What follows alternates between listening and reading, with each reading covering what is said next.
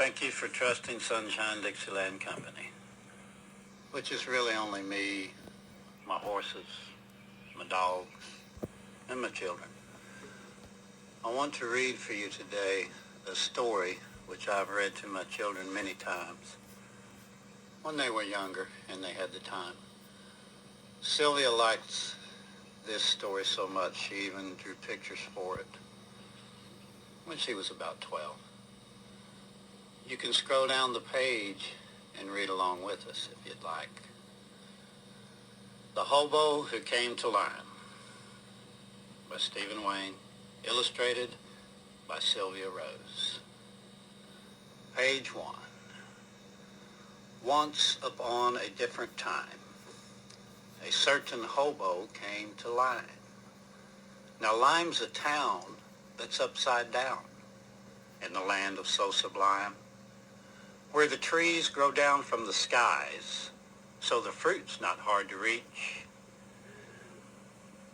where the children never ever tell lies, and cotton candy grows on the beach, where mothers never scold and fathers never spank, where almond ice cream's more precious than gold, and a first grader runs the bank.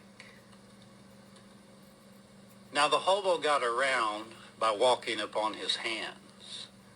It was the only way to tour the place, and he loved their marching bands. Was a glorious feat how they kept the beat, slip-slapping upon their palms, their toes in the breeze by the bend of their knees, playing the march of alms. A good paper the hobo soon read while resting upon his head. And the best of the news was of skywalking shoes and methods of sleep hanging from a bed. And wherever in Lime he went, without so much as one red cent, the hobo was loved and praised and fed.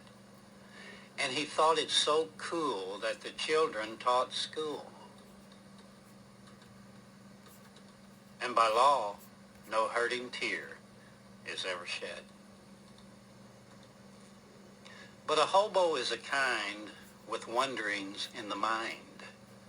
Though they so hate to go, they just need to know if the rest of the world is so kind. So the hobo soon left Lime in the land of so sublime. He hopped a train in the lemonade rain because he didn't have a dime. All the citizens waved goodbye, and the mayor gave him skywalking shoes. Now when he gets down, he just walks up, and he seldom ever gets the blues. As he rode away on that auspicious day, he shouted, "Unto Lime I shall return."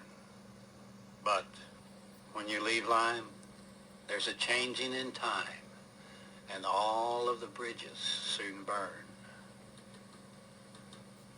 It was up in Mackinac where his ma and pa raised him and a pup named Rose. And he ended up there in their Vanity Fair with the clowns, the minstrels, and the toads.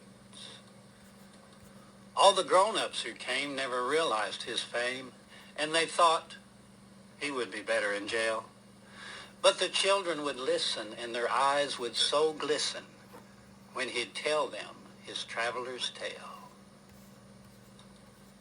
Some thought him quite daffy because he'd get happy and cry one big happy tear. Some thought him real funny, using ice cream for money. Till he died, how he cried, "Listen here, on the earth great and green, neath these skies big and blue, there is only one place," that old hobo would sing. "It's the best that I've found. Everything's upside down, where a hobo can live like a king."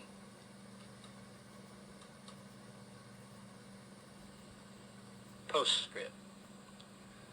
There is no real moral to this whimsical, nonsensical tale.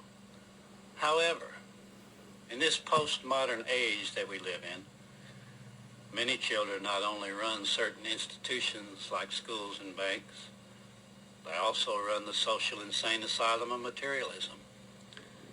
where many parents are incarcerated by their own choices, we think. But still, all things considered, it is a great world and age to live in, where even an old, out-of-work bum such as I can and does live like a king. Just hope they don't put me back into the asylum anytime soon.